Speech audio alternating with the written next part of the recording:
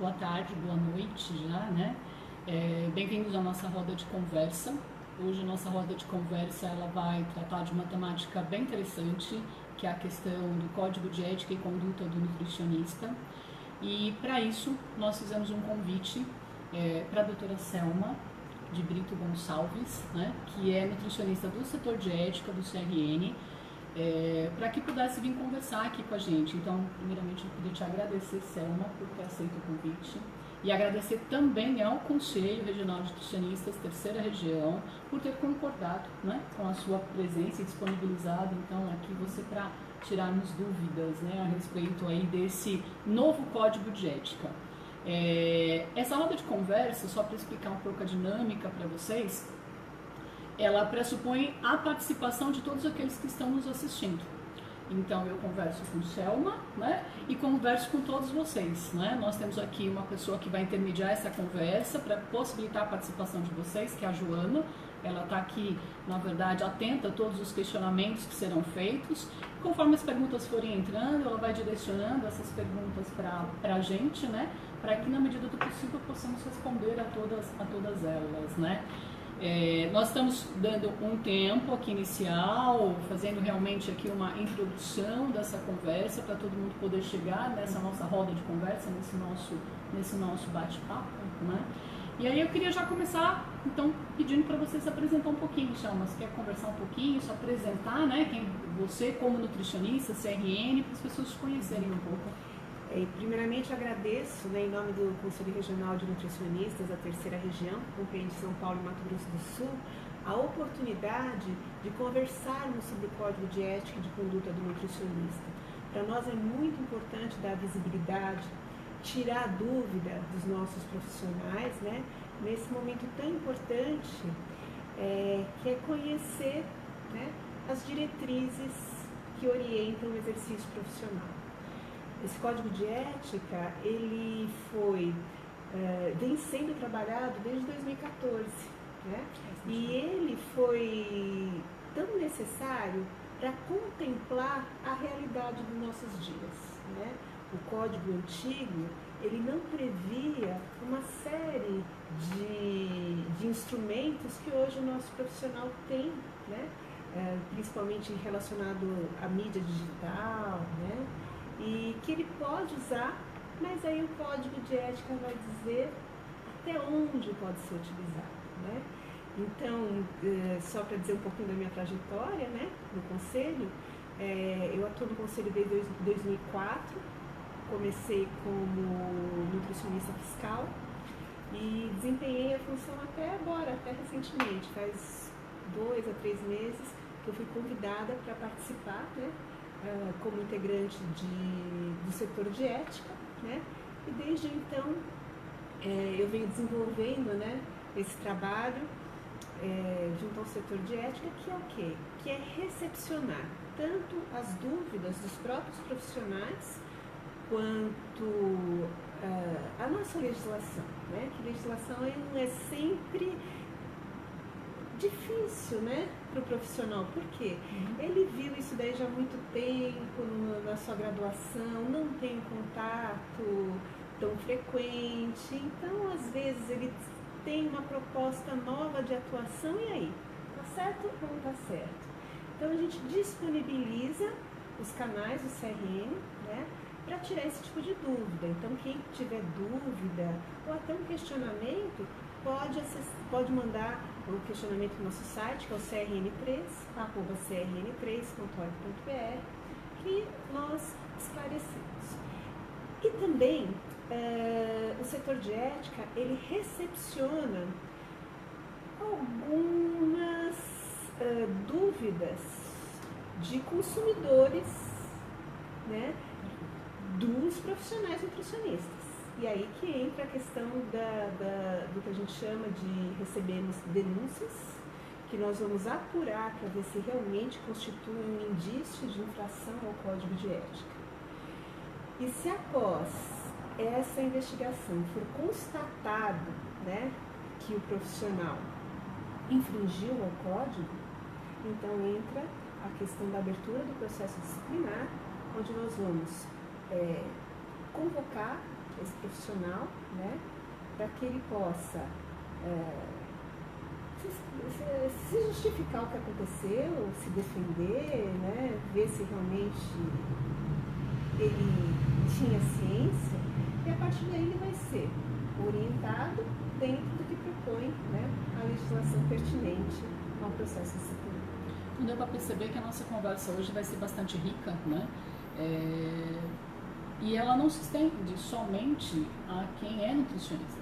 Então, como você mesmo citou, o consumidor do serviço prestado ao nutricionista, ele também tem que conhecer os seus direitos enquanto consumidor, e quais são os seus, assim, a quem ele pode recorrer no caso de termos, vamos dizer assim, um problema nesse processo da prestação de serviço, né? Então acho que hoje a gente tem aí a possibilidade também do consumidor estar fazendo questionamentos a respeito dessa condição. Então eu queria começar por uma questão que eu acho que é bastante importante, né? Que é assim: quem é o nutricionista, Selma? Porque eu acho que a gente vai falar de nutricionista, mas quem é o nutricionista? Eu acho que a gente tem que, assim, vamos definir esse nosso grupo, né? Então vamos lá. Então, o nutricionista, né, é aquele profissional que cursou a graduação em nutrição. Esse curso ele tem que ser devidamente reconhecido pelo MEC. A partir de que ele concluiu a graduação, ele tem que ter a habilitação ao exercício profissional. E quem confere a habilitação ao exercício profissional é o Conselho Regional de Nutricionista da região a que pertence esse profissional. Então, no caso, quem atua em São Paulo e Mato Grosso do Sul tem que estar inscrito devidamente no CRN3. Perfeito. E se essa graduação dele foi feita no exterior? Então, tem acontecido uma condição desse profissional chegar no Brasil, ou estar no Brasil, fazer essa graduação fora, vamos dizer assim, né? E voltar para o Brasil. Então, como é que ele tem que trabalhar isso? Como é que é feita essa regularização da situação dele? O diploma dele tem que ser validado. Tá? Primeira coisa. E daí ele vai ter que procurar o Conselho Regional de Nutricionista da sua região e proceder à inscrição também lá. E a partir daí, da validação, do reconhecimento desse diploma, é que vai ser permitida ou não a inscrição dele no regional, e a partir de então ele vai ser habilitado. Não é porque ele fez uma graduação fora que ele já está automaticamente habilitado ao exercício profissional. Não, ele segue as mesmas normativas do profissional formado aqui. A minha questão, né, ela se justifica pelo seguinte: a quem, na verdade, se direciona o código de ética? Então, ela se direciona ao nutricionista. Então, eu vou, na verdade, poder cobrar do profissional nutricionista, devidamente inscrito no seu Conselho Regional de Nutrição, todos os itens que iremos trabalhar, vamos dizer assim, aqui nessa conversa do dia de hoje, né? E dentro dessa condição, o que a gente tem que pensar, né? Estagiários / estudantes de nutrição não são ainda nutricionistas, portanto, não podem fazer prescrição dietética ou, na verdade, qualquer outra atividade que seja privativa do nutricionista, mesmo ele estando cursando a graduação em nutrição. Ele não tem esta possibilidade, não é conferido a ele esta possibilidade. Correta a minha afirmação? Corretíssimo. O estudante não é nutricionista, ele ainda é um leigo. E se, por exemplo, ele exercer as atribuições privativas do nutricionista, qual é a postura do Conselho Regional de Nutricionistas? O Conselho Regional de Nutricionistas só fiscaliza o profissional, o técnico em nutrição e o nutricionista. Se é leigo, nós recepcionamos essa denúncia e encaminhamos ao Ministério Público, que vai fazer a investigação e tomar as devidas providências. Aí ele já vai responder num outro âmbito de justiça, porque o Conselho Regional de Nutricionista, e especificamente o setor de ética, ele age como um tribunal para verificar a atuação dos profissionais inscritos, e não de leigos. E como é que fica o técnico de nutrição? Porque eu tenho também a profissão técnico de nutrição. Ele também não é um nutricionista, e também não compete a ele, vamos dizer assim, essas atividades que são exclusivas do nutricionista, correto? Correto. O técnico em nutrição ele tem uma legislação própria que fala das áreas de atribuição, das áreas de atuação que ele tem e das atribuições que são pertinentes a essa categoria profissional. Então, o técnico em nutrição, assim como o nutricionista, ele também tem que ter concluído o seu curso, ter a inscrição e ser supervisionado e ser fiscalizado pelo CRM, dentro daquelas atribuições que foram pertinentes e determinadas por legislação para a atuação dele. O técnico pode fazer prescrição dietética? Não, porque na matriz curricular ele não tem as informações necessárias para ele ter esse tipo de atividade. Perfeito.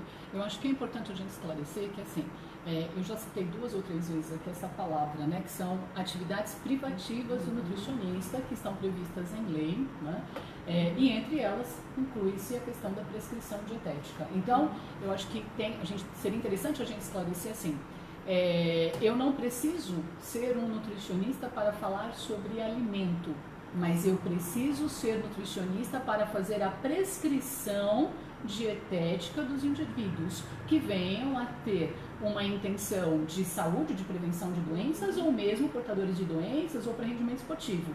Então, quem é que pode fazer, vamos dizer assim, falar de alimento? Todos podem falar de alimento, correto? Agora, a prescrição nutricional é uma atividade privativa, certo? Temos uma pergunta, vamos lá? É uma pergunta da nutricionista Daniele Macieira. E quanto ao nutrólogo, vocês vão abordar também? O nutrólogo, ele é médico, tá? De formação. Ele tem a formação médica com especialização em nutrologia, tá? Então, se porventura nós recebermos alguma denúncia, alguma alegação de que configura algum indício de que ele tenha executado alguma atividade inerente ao nutricionista, a gente vai averiguar, e se tivermos provas, tá? Porque uma coisa que também nós temos que ter em mente é o seguinte, o setor de ética, o Conselho Regional de Nutricionistas, não pode abrir nenhum processo disciplinar ou iniciar uma investigação se não tiver provas. Perfeito. Então não adianta falar, o nutrólogo fez isso. Eu tenho que ter a comprovação. E essa é a parte difícil da história. Porque a gente muitas vezes vê que tem problema, mas se a gente não conseguir provar, nós não conseguimos tipificar. O que é tipificar? É encaixar o artigo contido no Código de Ética que qualifique que aquilo foi uma infração ética. Então, se você tiver uma prova consistente de que esse médico exerceu indevidamente uma atividade que é privativa do nutricionista, o que nós vamos fazer? E isso daí qualquer outro profissional, a gente não pode falar só do médico, pode ser qualquer outro profissional, tá? Ou nós faremos uma representação junto ao conselho de classe desse profissional, tá? Ou, se necessário, até junto ao Ministério Público. Aí depende do que foi apresentado e das provas que foram apresentadas. E eu posso estender essa sua resposta, então, para outros profissionais da área da saúde, que não necessariamente o nutrólogo, que venham a adotar esse mesmo tipo de comportamento, né? Então, só para fechar essa parte, outras questões que nos são apresentadas dizem respeito a blogueiros, influenciadores digitais, que também têm adotado esse tipo de postura, vamos dizer assim, nas suas mais diversas redes sociais, sobre o ponto de vista de prescrição dietética. Então, posso compreender que essa também seria uma prática considerada como sendo ilegal. Sim, e inclusive o CRN3 ele tem já apurado diversos casos de leigos que exerceram a atividade privativa do nutricionista. E é importante até fazer um parênteses assim, que é o que é atividade privativa do nutricionista. É aquela determinada na lei federal, né, 8264 de 1991, que fala quais são as atribuições privativas do nutricionista, né? E muitos desses leigos já foram representados junto ao Ministério Público e estão sendo investigados por essa instância, né? Então, o que há também de se discernir é a questão da comprovação. Mais uma vez, a necessidade. O que é prova? Prova é você enviar para o CRM, às vezes, a filmagem, o post, né? Que a gente possa sustentar a denúncia. Né? A denúncia. Perfeito. Tá? Senão a gente não consegue chegar, o advogado da parte que a gente diz representada, dentro da nossa argumentação. Duas questões que eu queria trazer com vocês, e hoje vocês devem estar estranhando a presença de um computador aqui do lado, que na nossa primeira roda de conversa não teve, mas é que são muitas resoluções, muitas leis, muitos números, e eu não guardo tudo isso de cabeça, não. Então eu estou com uma colinha aqui de todas elas, né? Então acho que vale a pena a gente também falar sobre uma resolução que é recente, a resolução do CFN número 600, que ela é agora de 25 de fevereiro de 2018, né? Então ela é tão recente quanto o novo Código de Ética, que fala sobre as áreas de atuação do nutricionista e as suas atribuições. Então, nessa resolução, pelo que eu fiz aqui uma avaliação, né, que eu fiz uma leitura, então nós temos aqui 6 áreas de atuação do nutricionista. A nutrição em alimentação coletiva, a nutrição clínica, a nutrição em esportes e exercício físico, a nutrição em saúde coletiva, a nutrição na cadeia de produção, na indústria e no comércio de alimentos e a nutrição no ensino, na pesquisa e na extensão. Então eu tenho aqui, na verdade, 6 áreas nas quais o nutricionista pode atuar. Você podia comentar um pouquinho sobre essas questões da área de atuação e da questão da 600 também? Sim, a 600 ela é uma legislação muito importante no sentido de que ela define quais são as atribuições que obrigatoriamente o nutricionista deve exercer em cada um desses segmentos, tá? Então é muito comum o nutricionista ser convidado para trabalhar, vamos supor, numa instituição de longa permanência para idosos, né? E às vezes ele não tem a vivência. É o primeiro convite, é o primeiro contato, e aí, o que eu faço na casa de idosos? Então, se ele consultar essa legislação no segmento nutrição clínica, ele vai ver que na área de nutrição clínica existem diversos subsegmentos. Sim. Tá? Desde os mais tradicionais, como hospital, consultório, até essas áreas um pouco menos tradicionais. E daí ele vai se orientar do que ele tem que desenvolver. E nessa legislação também, contempla as atribuições complementares, que são aquelas que o nutricionista pode desenvolver, mas que também outros profissionais podem desenvolver, que não são atribuições exclusivas, né? Então aí, muitas vezes, a gente tem uma interface com outros profissionais que fazem atuação, como, por exemplo, a vigilância, né, de alguns segmentos, né, e que muitas vezes tem algumas atuações que realmente são exclusivas do nutricionista, mesmo na área de vigilância, mas tem outras que não. Que é a questão do trabalho interprofissional, né? Exato. Então é buscar realmente essa condição de entender a sua atribuição exclusiva e de como você interage com os demais profissionais, né? E a 600 também tem uma parte interessante, que ela, mais ou menos, dá um mínimo, né, de carga horária que o nutricionista tem que desenvolver nesses segmentos e o quanto a pessoa jurídica tem que ter o cuidado de dimensionar o número de profissionais de acordo com a complexidade do serviço. Resumindo, quantos profissionais é preciso ter naquele segmento? Fechou, tá? Fechou. Para fechar essa caracterização do profissional, eu vou trazer aqui então uma outra questão, que é a resolução do CFN 416, né? Que ela foi modificada para 556, agora em 2000, né? 556 e de 2015, que fala sobre a questão do título de especialista. Então, o título de especialista, ele é conferido pela ASBRAN, Associação Brasileira de Nutrição e de Alimentação e Nutrição, né? Então, a associação responsável por organizar todo esse processo do título de especialista é a ASBRAN. Mais ou menos. Então, vamos lá. O CFM, ele define quais são os títulos tá? Perfeito. De especialistas que podem ser outorgados pela Asbran. Pela Asbran. Isso. E o processo que É envolve definido. todo o edital, que envolve, por exemplo, a questão de do envio de documentação, a questão da análise dessa documentação, a questão de você ser aprovado por meritocracia ou você ter que prestar a prova, toda essa organização ela acontece pela Asbran, em conjunto com o CFM. O CFM delimita as ações e a Asbran, em conjunto, executa e faz toda essa análise. Tá. A partir do momento que você recebe esse título, que você passa por esse processo, aí você tem que pedir o registro disso junto ao seu conselho regional. Isso, exato. Mediante a entrega desse diploma, desse certificado.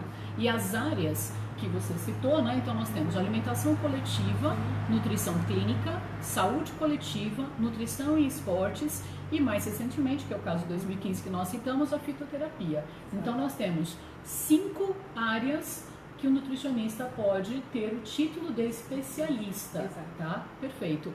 E quem quiser mais informações a respeito desse processo, vamos dizer assim, que é por asbran.org.br, a Joana está colocando aí para vocês poderem estar acompanhando.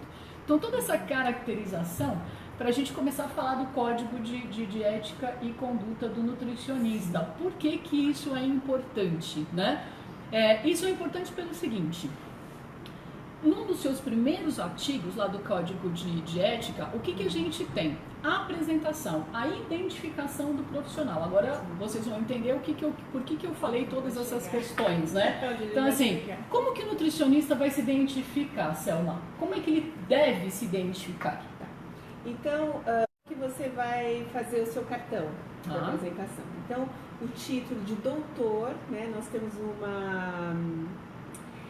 uma denominação que a gente pode utilizar o título de doutor mesmo sem ter defendido esse título. Porque como o nutricionista é um profissional da área da saúde e tradicionalmente o paciente reconhece todo e qualquer profissional da área da saúde como doutor, nós temos essa normativa que nos autoriza usar o título. Perfeito. Então, é opcional. Ok. Nome completo, né? Ou com o mínimo de abreviações possíveis. Sem apelidos, já vimos profissionais usando algum apelido. Tem que estar determinado CRN3, tem que caracterizar a qual regional ele pertence e o número de inscrição. E se for provisório, tem que colocar o /P. Tá? Enquanto for provisório, tem que pôr o /P. Você pode explicar o que é provisório? Provisório, sim. Quando o profissional faz a sua primeira inscrição, né, que ele ainda não tem o diploma em mãos, né, ele leva toda a documentação, né, exigida pelo CRN, mas como ele ainda não tem o diploma, a inscrição dele é provisória. É válida por 2 anos, podendo ser prorrogada por mais 1 ano, tá? Se ele pedir essa prorrogação. O que acontece? Se em 2 anos ele não apresentar o diploma e não pedir a prorrogação, a inscrição dele é cancelada e ele fica em exercício legal. Ilegal da profissão. Perfeito. Tá? Ele fica inabilitado ao exercício profissional. Se nesses 2 anos chegou o diploma, ele vai entrar no site, ver toda a lista de documentos que necessita ser levada e ele passa a inscrição de provisória para definitiva e aí a inscrição dele não tem mais tempo de validade, vale indefinidamente. E nesse momento ele recebe o cartão de identidade profissional. Sim. Que é, você pode mostrar pra gente? Sim, A gente trouxe 2 exemplos aqui, o meu meu e o dela, né? O nosso cartão. Por que trouxemos o cartão? Isso. Porque no exercício da profissão, o porte da carteirinha é obrigatório. Ah, mas eu tenho medo de ser assaltado e tal. Olha, no máximo uma xerox autenticada, mas eu te digo que existem regionais, tá? E existem estados que não aceitam nem a xerox autenticada, por incrível que pareça. Outro dia um paciente me fez uma pergunta que eu acho bem legal a gente trabalhar aqui com vocês, que é assim, eu paciente, né? Se eu quiser solicitar ao nutricionista no qual eu estou, ao qual eu estou me dirigindo para obter ali um atendimento, eu posso exigir essa carteira de identidade profissional? Quer dizer, Pode. é uma segurança para ele saber, então, que pela carteira ele tem essa segurança de que ele é um profissional nutricionista registrado no seu respectivo conselho de classe. Habilitado. E habilitado. E melhor ainda, o profissional tem que ter a carteira para mostrar, porque o porte é obrigatório. Perfeito. Tem uma pergunta? Temos aqui ainda uma continuidade daquela questão sobre o nutrólogo, da Jéssica Santos Andrade. Ela disse o seguinte: a minha dúvida é que onde eu trabalho, o nutrólogo tem algumas condutas errôneas que prejudicam o paciente. Mesmo eu não concordando, tenho que aceitar, pois ele e minha chefia dizem que ele está acima de mim por ser médico, que é uma hierarquia. Continuando sua pergunta, isso procede? Como devo agir? Não. Se a conduta é prejudicial ao paciente, ela, como nutricionista, não pode concordar, porque inclusive no nosso código de ética é bem dito que o profissional, ele responde pelas suas ações e que ele não pode ter nenhuma conduta danosa à saúde. Então, ou ela toma as providências no sentido de que procura o próprio conselho regional de nutricionistas, e se ela tiver provas contra isso, a gente até pode encaminhar e orientá-la, conforme o caso, para que ela procure outras instâncias, ou que a gente possa, nesse momento, ter alguma, vamos dizer assim, alguma orientação mais firme de nós mesmos tomarmos a iniciativa. Mas esse caso é muito particular, e se ela está sofrendo esse, vamos dizer assim, esse assédio, que parece até ser um assédio, da forma como foi colocado, salvo engano do meu entendimento, eu até falei no crn3@crn3.org.br, por favor, encaminhe esse questionamento, essa questão para a gente, que a gente vai analisar personalizadamente para ver que tipo de orientação a gente pode dar para ela. Perfeito. Para que não está muito escape. claro isso no código de ética, né? Quer dizer assim, não necessariamente tem que ser um nutrólogo. Qualquer profissional que tenha, na verdade, uma atitude nesse sentido, que vá contra a saúde do próximo, ele, na verdade, o nutricionista não pode se submeter e concordar com isso, ou de alguma forma ser ameaçado, porque como você disse, assédio por isso. Conivência, né? Exatamente. E tem até uma questão no Código de Ética que ele fala que, mesmo que ele seja, vamos dizer assim, coagido, né? Não é esse termo que o código usa, mas que ele não pode ser forçado a tomar uma ação que seja danosa ao paciente. Exatamente isso. Então ele é um profissional que, para isso, ele tem que ter o conhecimento científico para contra-argumentar. Agora, se o conhecimento científico não é o suficiente, ele está sendo assim coagido, então outras medidas têm que ser tomadas, e aí a gente se coloca à disposição para orientar. Eu pedi para a Joana colocar, né, o endereço lá, o e-mail, na verdade, para que realmente possa ser, para as pessoas terem ali a sua referência de como fazer esse encaminhamento. E né? às vezes, aí já não passa nem ser uma questão de ética, às vezes é uma questão de fiscalização, né? Pois é. Porque quando foge da alçada da atuação do nutricionista, passa envolver outros profissionais, aí a gente também já interage com outro setor de CRM, que é a fiscalização. Eu vou aproveitar a pergunta da Jéssica e eu vou fazer um gancho então para a gente falar sobre, começar a adentrar mais no código de ética, né? Então acho que a primeira questão, na minha opinião, é que todo profissional nutricionista tem que fazer uma leitura do início ao fim, sem pular nada, né? Sem pular absolutamente nada. Não é uma leitura que numa única vez que você fizer, você vai conseguir ter todo o entendimento, porque ele abrange uma diversidade muito grande de temáticas, né? Então ali você tem direitos, você tem deveres, né? É muito comum na atualidade as pessoas irem só atrás dos seus direitos e não lerem sobre os seus deveres, infelizmente. E eu tenho como sugestão que isso não aconteça nesse caso, que as pessoas realmente leiam ele em toda a sua extensão, né? E aí vamos adentrar nas temáticas. Acho que a primeira que me chama a atenção aí chama-se conflito de interesse. Então, na temática conflito de interesse, né, Existem aqui algumas questões que eu acho que a gente pode conversar sobre elas. Então, nós temos ali no Código de Ética. O profissional não pode, ou não deveria, não vou usar a palavra não pode, mas assim, não é indicado ao profissional, quando houver a necessidade de indicar marca na sua prescrição dietética, fazer a indicação de uma única marca. Ele tem que dar opções, ele tem que fornecer, se possível, todas as marcas disponíveis para que o seu consumidor escolha a que melhor couber. Eu brinco com o meu paciente, couber no bolso, né? E também no hábito alimentar dele, das preferências alimentares dele. Uma outra questão, não é considerado correto a venda casada.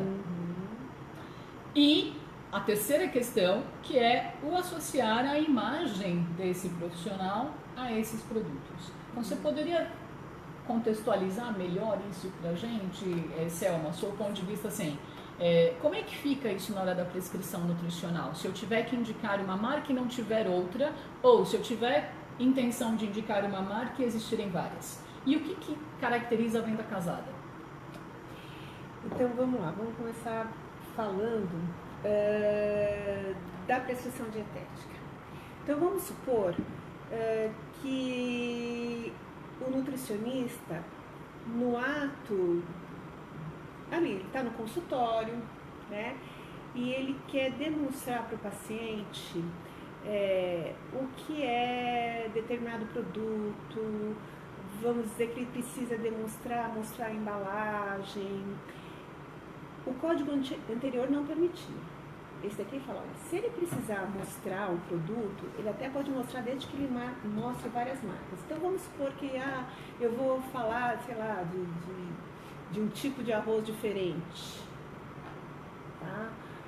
Que agora existe a possibilidade de você ter diversos tipos de arroz. Então ele quer mostrar, ou ele mostra o grão, ou ele mostra os diversos tipos de embalagem. Tá? Então, quer dizer, tem essa possibilidade desde que ele abra o leque. Porque o que ele precisa? Ele precisa capacitar, tá? O paciente, o cliente, a tomar suas próprias decisões.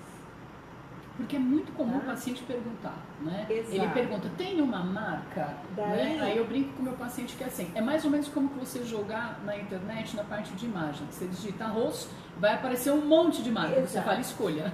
Então, seria mais ou menos isso. Exato. Porque, às vezes, olha, nós tivemos um caso recentemente que o profissional ele foi levado, ele foi induzido ao erro. O profissional? O profissional foi induzido ao erro. Existia um paciente que estava recebendo uma dieta integral e ele sempre prescrevia diversos tipos de marca. Diversas marcas na prescrição e o convênio cobria os diversos tipos de marca. Só que daí tinha uma marca que a família achou que era melhor. Então eu disse, olha, você podia só prescrever essa daqui mesmo, foi até o convênio que falou, né? E inocentemente o nutricionista caiu no erro, ele foi lá e só prescreveu uma marca. Uma marca. Porque a família pediu. Tá? E a mesma família foi lá e entregou o paciente. O profissional. E eu posso fazer então, a indicação, por exemplo, nesse caso, ela poderia indicar, lá no vamos imaginar, ela poderia ter colocado assim, isso é uma pergunta da Sueli, minha, né? Ela poderia ter colocado, seguindo vamos dizer assim, solicitação da família essa marca, ou ela, nem isso ela pode colocar, ela tem que colocar porque todas. Porque o código fala que ele só pode colocar uma marca se não tiver outra. Entendi. Tá?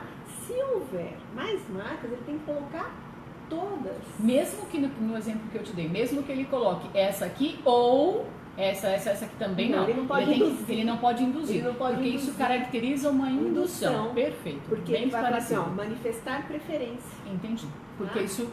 Agora, se você tiver uma justificativa clínica, tem que ser esse, porque tem um motivo clínico justificado, você tem que justificar no prontuário, na prescrição. Nos dois. Nos dois. Em todos os lugares possíveis e imagináveis, para não ter erro que você está induzindo. Você falou uma coisa bem interessante, que é a questão do prontuário. Né? Existe uma condição aí que eu considero como problemática, inclusive para o profissional. que é não anotar no prontuário todas as informações necessárias. E depois ele acaba, numa condição como essa que você falou agora, não tendo provas sobre o que aconteceu. Então, o prontuário é um documento do paciente. O paciente pode exigir esse documento a qualquer momento. O profissional tem que, na verdade, disponibilizar esse documento e tudo o que acontece com o paciente tem que estar registrado nesse prontuário, independente disso ser um ambiente de consultório, numa clínica ou no hospital. Ele é documento, ou numa casa de repouso. Ele é um documento, ou num clube, por exemplo. Né? Então, assim, o prontuário tem que sempre estar alimentado com todas as informações que foram prescritas, que foram discutidas, com tudo que aconteceu no atendimento. Sim, e nós temos uma legislação que fala sobre isso, de como deve ser o prontuário, de quais informações nutricionais tem que conter, como deve ser a prescrição dietética, como devem ser anotadas as informações dos retornos, né? A gente vai falar mais para frente, né, que parte do atendimento vai poder ser realizado de forma não presencial. A gente vai chegar lá. Só que o profissional não pode deixar de anotar no prontuário aquela orientação que muitas vezes ele enviou através da mídia. Perfeito. Uma outra questão que eu acho que aí ela entra dentro dessa, que aí eu vou te dar um gancho aí para a questão da venda casada, que é a questão dos atendimentos que são feitos em locais de comercialização de produtos. Então está, na verdade, muito claro ali que o local que comercializa produtos, quer na forma de alimentos ou na forma de suplementos ou de fitoterápicos, o profissional nutricionista, se for contratado por esse local, ele não pode fazer a prescrição dietética neste local. Está correta a minha leitura? É isso mesmo? Sim, exato. Né? Então, se o nutricionista ele for contratado por uma empresa, uma loja que vende alimentos, ele vai orientar o alimento. Ele não está lá para fazer a prescrição dietética. Ele pode tirar dúvida de qual nutriente tem aquele alimento, tirar dúvida sobre forma de preparo, mas não fazer nem a prescrição dietética e muito menos induzir a comprar determinada marca e muito menos falar, olha, se você comprar aqui, você ganha a consulta lá ou ganha tal procedimento, que isso daí configura a venda casada, que não é nem questão de código de ética, já é questão de código de defesa do consumidor. Defesa do consumidor, especificamente. Né? E eu acho que tem uma questão também assim, como é que você trabalharia uma prescrição dietética dentro de um estabelecimento que faz venda de produtos? Isso foge completamente do contexto. Né? É um convite realmente à questão da venda casada. Eu acho bastante delicado isso acontecer. Né? Em termos de prescrição, vamos andar um pouquinho para dentro da prescrição dietética. Né? Está muito claro também no código sobre a questão da prescrição baseada em evidências científicas. Eu acho que a gente poderia partir lá do nosso juramento, que fala sobre a questão da prescrição com base na ciência da nutrição, vamos dizer assim, né? Que é o que está lá no nosso juramento, que é o início do código de ética, é o juramento do nutricionista. Né? E eu vou até ler a frase que está ali no seu artigo 38, que não cedendo a apelos de modismos, pressões mercadológicas ou midiáticas e a interesses financeiros para si e para terceiros. Uma outra questão, analisar criticamente as questões técnico-científicas e metodológicas de práticas, pesquisas e protocolos divulgados na literatura ou que foram adotados por instituições e serviços, bem como a própria conduta profissional. E uma outra questão, que é vedado atribuir a nutrientes, alimentos, produtos alimentícios, suplementos nutricionais, fitoterápicos, propriedades ou benefícios à saúde que não possuam. Então,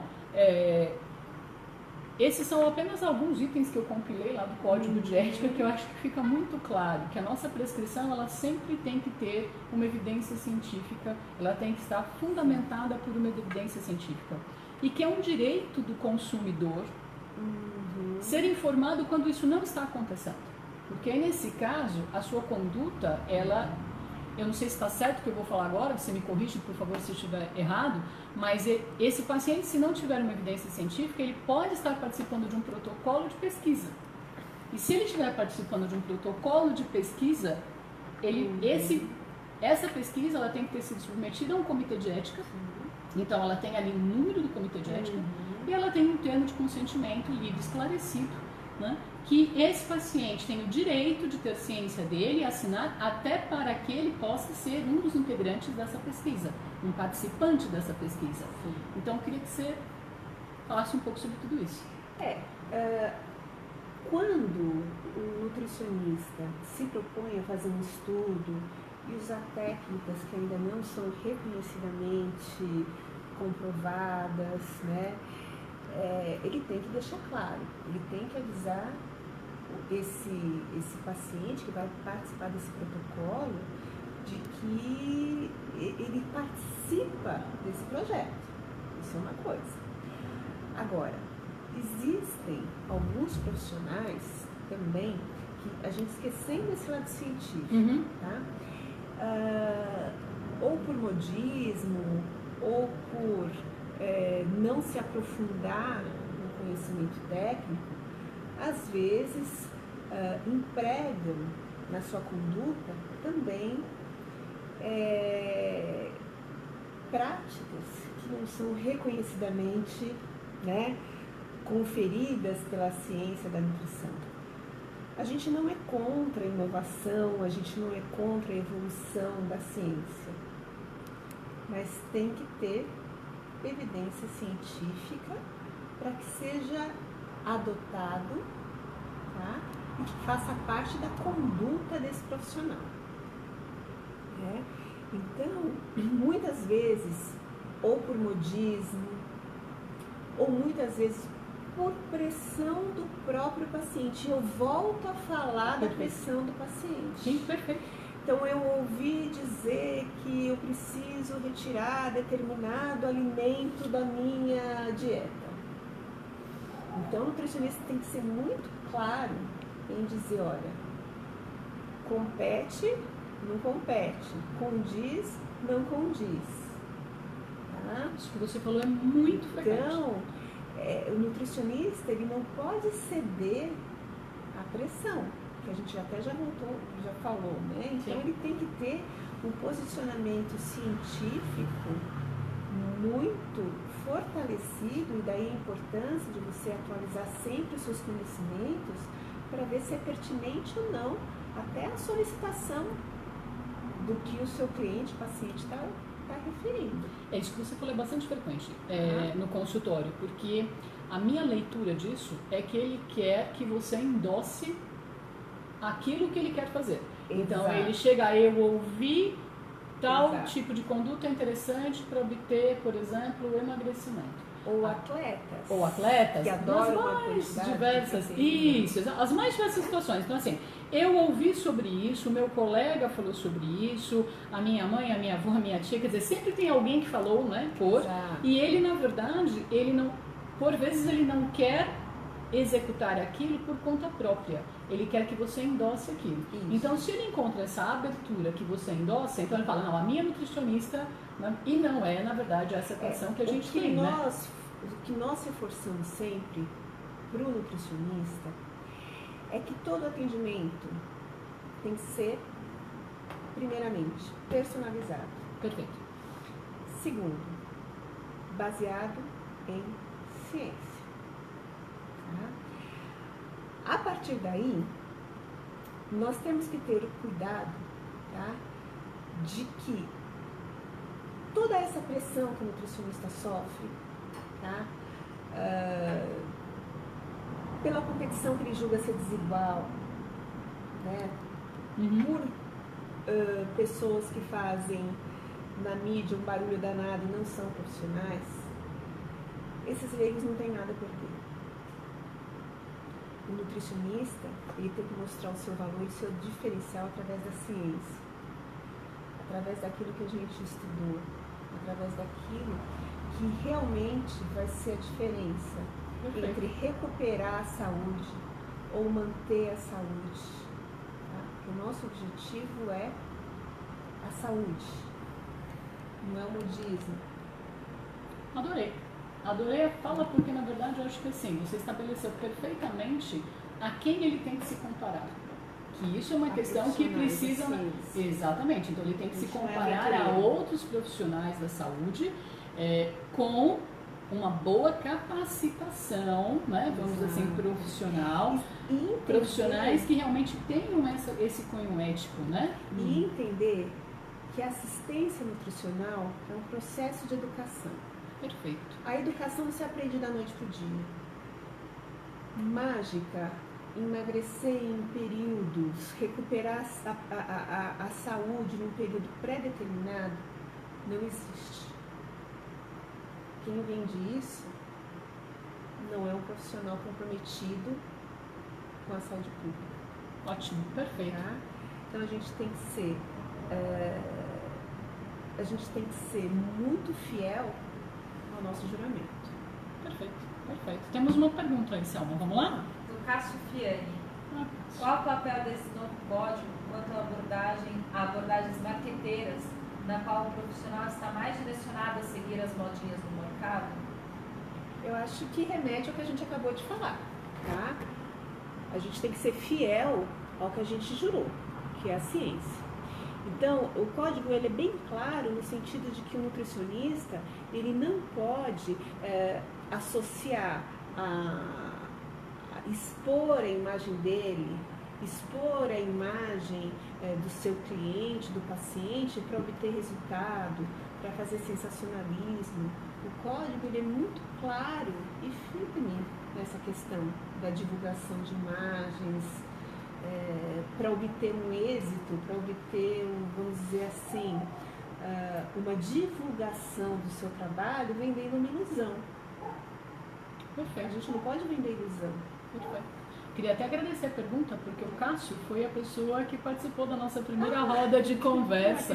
E eu sei que ele compartilha muito de tudo isso que a gente está, na verdade, falando, porque ele é um profissional da área da educação física, onde essas questões também são bastante difíceis, vamos dizer assim, né? Então vamos pegar esse gancho do Cássio e entrar no que eu considero agora como a parte mais polêmica do código, né? Eu fiz questão de deixar ela para esse final, por quê? Porque tudo que saiu na mídia só focou ela, não focou nada disso que a gente conversou até agora, né? E o código de ética não é só isso, o código de ética ele tem todas essas outras questões e muitas outras, né? Então vamos pensar um pouquinho sobre essa questão meios de comunicação e informação. Eu acho que essa é uma parte que a gente precisa agora trabalhar com carinho aqui em termos de explicações, né? Então vamos pensar assim, existe lá uma fala dizendo que o nutricionista pode se utilizar, vamos dizer, é permitido ao nutricionista se utilizar dos meios de comunicação e informação, tá?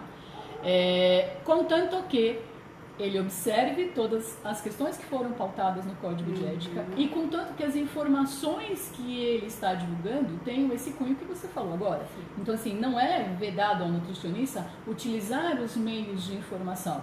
Então, ele coloca que é o tipo de informação que ele, na verdade, vai veicular e que precisa ser observado. Então, o primeiro ponto que eu queria que você comentasse. O segundo diz respeito a uma condição que é ligado com imagem, né? Então, que essa acho que foi a mais polêmica, o divulgar as imagens do antes e depois, essa questão toda. Então, vamos pensar sobre essa característica, essas duas características. Ele pode utilizar, é permitido a ele usar os meios de comunicação para, na verdade, trazer informações sobre nutrição? E que tipo de informação ele pode trazer e que tipo de informação é vedado a ele trazer? Então, isso daí é uma questão bastante ampla. Então, vamos começar no consultório, tá? Então, nós temos um artigo que fala que o nutricionista, ele tem que realizar presencialmente a avaliação do estado nutricional e a determinação do diagnóstico nutricional. Perfeito. Tá? Então, presencialmente. Presencialmente. Tá? A partir daí, a orientação, o acompanhamento pode ser feito de forma não presencial. Ok? Ponto. Então, ele vai poder utilizar qualquer meio de comunicação para falar sobre alimentação. Alimentação saudável e de uma forma, um aspecto personalizado da dieta de alguém que seria a prescrição dietética, ele vai ter que ter o quê? A avaliação e o diagnóstico presencial. Perfeito. E o código, ele é bem claro no sentido de que você não pode associar, né, expor dados que permitam a identificação de alguém. Então, tratar de uma conduta pessoal na mídia, não. Perfeito. É isso. Perfeito. É essa a É, questão. exatamente. Pô. Tá. Em relação à divulgação de imagem, antes e depois. Que foi o ponto que mais causou por quê? polêmica. Muitos profissionais associavam que divulgar esse tipo de imagem traria maior número de clientes, ou que mostraria a eficiência do seu método. Uhum. E outras causas mais, né? Muitos profissionais falavam, não, mas o meu paciente gosta porque ele se sente motivado, é o paciente que quer divulgar para mostrar para o mundo que ele foi bem sucedido, não sou nem eu que quero, é ele que quer. Ok, então vamos lá. Ao profissional não é permitido nem postar a imagem dele mesmo e muito menos do seu paciente. Nem que ele assine, nem que ele permita, nem que ele autorize. Não pode divulgar, ok? E se o paciente publicar a imagem dele antes e depois e marcar o profissional? O profissional tem que ir lá e desmarcar. Tá? Ele não pode ficar associado a essa imagem antes e depois. Emagreci tantos quilos... Não, isso não pode. Mesmo porque eu acho que tem uma questão aí que, assim, se por um lado gerou uma grande polêmica, para os profissionais que são mais antigos, vamos dizer assim, na área, causou um espanto das pessoas se admirarem com isso.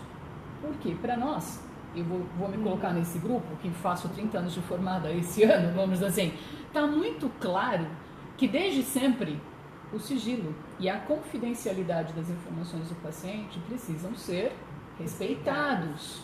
Então, que essa, na verdade, divulgação é uma quebra disso, é uma forma de quebra disso por parte do profissional especificamente. Então, assim, eu não sei se é um modismo da necessidade do se expor, que isso é uma realidade para o mundo hoje, todo mundo tem que ter essa necessidade de estar nas redes sociais se expondo, e em que momento que isso foi quebrado, né? Na verdade, aí tem a questão do sigilo, que seria você divulgar a conduta de uma pessoa, né? Então a gente tem essa questão do sigilo. Mas a gente tem casos, por exemplo, em que muitas vezes se coloca uma imagem do antes e depois sem associar quem é. Tá? Então ele vai lá e preserva os dados, ele só começa a mostrar que vários clientes, pacientes obtiveram resultado.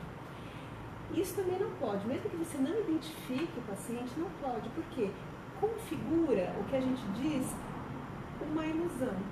Por quê? Vai induzir o seu paciente ou o seu público a achar que todo mundo vai obter aquele resultado. Que quem se consultar com aquele profissional, com certeza vai obter um resultado, que vai ser tudo excelente, que vai ser fácil. E isso não é verdade, porque cada organismo é um organismo, cada pessoa responde de um jeito ao processo de educação e de emagrecimento.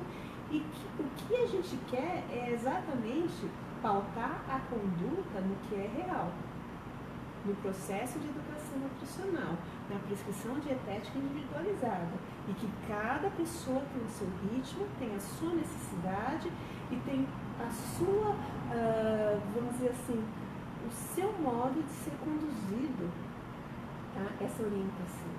Entendi. Perfeito, concordo. Entendi e estou de pleno acordo. Cada um é cada um. E ninguém vai atingir o mesmo resultado, ao mesmo tempo, do mesmo jeito. É isso que a gente quer desmistificar. Eu tenho um exemplo aqui, que assim, eu trabalhei muitos anos em universidade com protocolos de pesquisa, e aí é um relato, na verdade, que assim, toda vez que você apresenta um termo de consentimento livre esclarecido para esse indivíduo assinar, aonde consta, por exemplo, a questão de fotos, é muito mais difícil você conseguir a adesão do paciente a participar da pesquisa, a se voluntariar a participar da pesquisa. Você consegue com mais facilidade que ele participe da pesquisa quando não tem imagem do que quando tem imagem. Isso é um relato, não é um estudo, é um relato, vamos dizer assim, de uma vivência minha da universidade, que as pessoas, então, elas não gostam de expor o seu corpo como se imagina que elas realmente gostem de expor o seu corpo, vamos dizer assim. Que isso pode ser uma realidade para um grupo específico ali, que tem, não sei dizer o que seria isso, mas que lida bem com essa situação, mas que isso não caracteriza, vamos dizer assim, uma opinião da maior parte da população. E a gente questiona muito também essa questão da postagem antes e depois, porque assim, ele posta os casos de sucesso. Os casos de sucesso, quantos foram? E assim, e a pessoa que não conseguiu atingir? Que transtorno a gente vai trazer para a vida e para a saúde dessa pessoa que apostou tudo naquele profissional e na verdade não conseguiu? Entendi. Não, perfeito, é ótimo, essa colocação então... é ótima. Quer dizer, na verdade você não tinha que ser partidário, você tinha que mostrar os dois lados. Exato, olha, no N de tantos, né, isso ninguém faz, então é complicado, né? É uma situação muito delicada, a gente sabe que causa transtorno na vida de muitos profissionais que tinham todo a sua mídia digital baseado nesse tipo de divulgação, e a gente também tem que ressaltar o seguinte, o código de ética não foi feito pelo CFN, foi um trabalho feito durante anos, que houve consulta aos profissionais, e não foi só uma, foram diversas reuniões, consulta pública, e o que a gente retrata aqui é a opinião da categoria também. Do Brasil inteiro. Do Brasil inteiro. Não é só da só terceira região, né? É o Brasil inteiro. E nem do CFN. Exatamente. Tá? Então, obviamente, não se deve imputar essa decisão somente a uma instituição, ao sistema. Minha última pergunta, que eu acho que é importante, é a questão ligada com reputação digital. Então, existe uma questão hoje que se trabalha, que é o curtir, o compartilhar e a questão da fake news especificamente, né? E aí eu queria abrir essa questão pensando assim, como que um nutricionista, como que um estudante de nutrição, por um exemplo, né? Como é que se constrói essa reputação digital? Porque eu tenho visto, aí já eu vou dizer o que eu tenho visto, uma vez que eu estou, como eu comentei com você, dou aula em várias universidades, em cursos de graduação, pós-graduação, tá? E você, na verdade, acaba tendo essas informações dos alunos. Então, e também os profissionais, se eu pensar em pós-graduação. Então, o tipo de imagem que ele posta, o tipo de roupa que ele está utilizando, o quanto ele abre, na verdade, a vida dele dentro dessas mídias sociais, o quanto, na verdade, ele curte e compartilha as ideias, quem ele segue ou ele deixa de seguir, né? Então, assim, como é que fica essa condição da reputação digital desse profissional? Olha, a gente pode partir de uma premissa bem básica, tá? Que é assim, quem curte e quem compartilha é tão responsável como aquele que postou a informação. Então, se é uma fake news, se é uma mensagem agressiva, ofensiva, se você curtiu ou compartilhou, você é responsável junto. Primeira coisa, tá? Então, o código de ética, ele não é assim, tão, vamos dizer assim, tão fechado, no sentido de falar, não faça isso, não faça aquilo. Mas ele fala, olha, gente, cuidado com o que vocês postam, com o que vocês compartilham. Ele dá essa visão geral. Ele alerta. Ele alerta de uma forma geral, tá? E nós, no setor de ética, inclusive, nós tínhamos um material, que é um folder, né, referente às mídias digitais, que nós estamos revendo e vamos publicar um novo material em breve, porque a gente teve que alterar por causa que mudou o código de ética, a gente está reformulando outro, exatamente com esse conteúdo. Olha, toma muito cuidado com o que você posta, tanto na sua mídia profissional quanto na sua mídia pessoal. Inclusive, a gente pede até para dissociar as mídias, porque tem gente que faz toda a divulgação junto. o passeio que ele fez para o Caribe, ele posta junto com uma orientação com seu perfil profissional.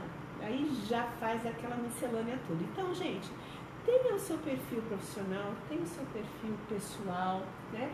Brigou com o namorado, todas as lamentações está no mesmo que ele está falando sobre abacate, por exemplo.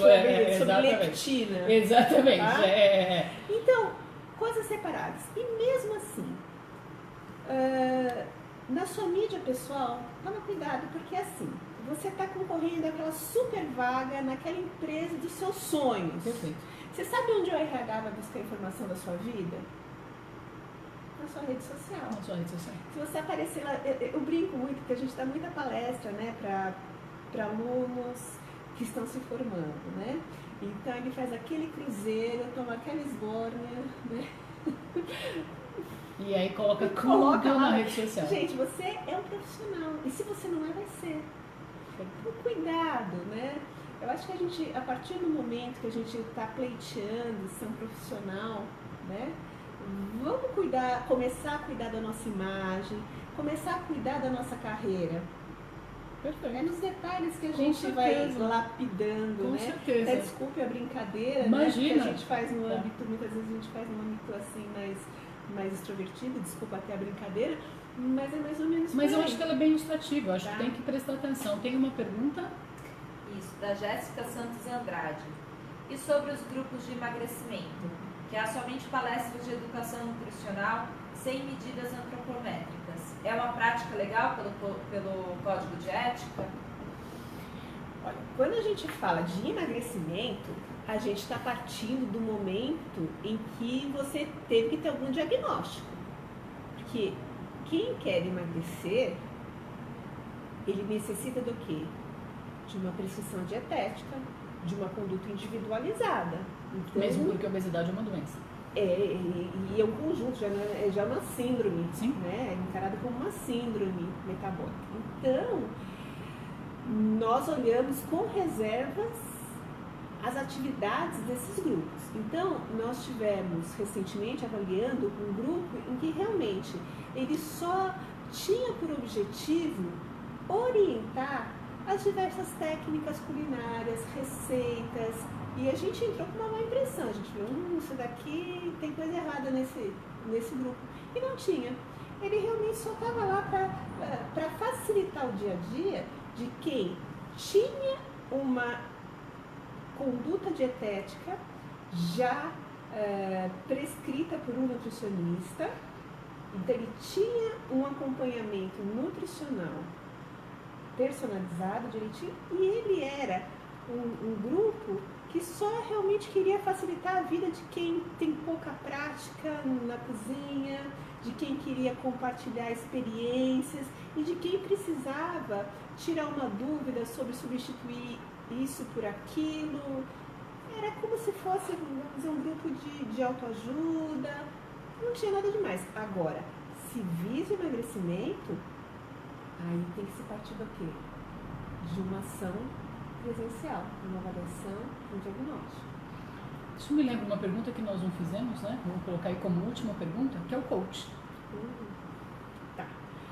O coach, no nosso entendimento, não é uma profissão, tá? Ele é um instrumento, tá? Que o nutricionista, no caso a gente está falando de nutrição, né? Que o nutricionista pode vir a utilizar para atingir, para facilitar um resultado, tá? Então, a pessoa que se diz coach, eu fiz um curso de coach, por isso eu faço um plano dietético? Não. O que habilita o profissional a fazer a prescrição dietética, que é uma atribuição privativa do nutricionista, é ele ser nutricionista inscrito no regional. Se ele fez um curso de coach e tem um entendimento, pode até ser um estudioso da área de nutrição. Uma coisa que a gente tem que entender, o conhecimento não é privativo a ninguém, mas o exercício desse conhecimento pode ser privativo. E no caso, a prescrição dietética é privativa do nutricionista. Perfeito, perfeito. Ficou muito claro, né? Então, assim, eu queria, na verdade, mais uma vez agradecer a sua presença, Selma. Eu acho que a gente teve aqui uma hora de conversa muito interessante. Com certeza nós não esgotamos todas as perguntas.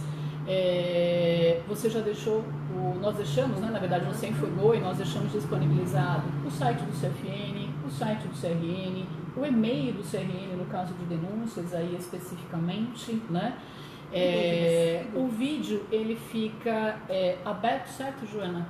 Ele fica aberto na nossa página, então assim, as pessoas que assistiram e que nós vimos aqui que fizeram vários elogios aí em comentários, se quiserem compartilhar quiserem indicar para que possam assistir, na verdade essa nossa conversa, esse nosso bate-papo, essa nossa roda de conversa, né? Vamos dar vários nomes aí a ela especificamente, né? E uma mensagem final.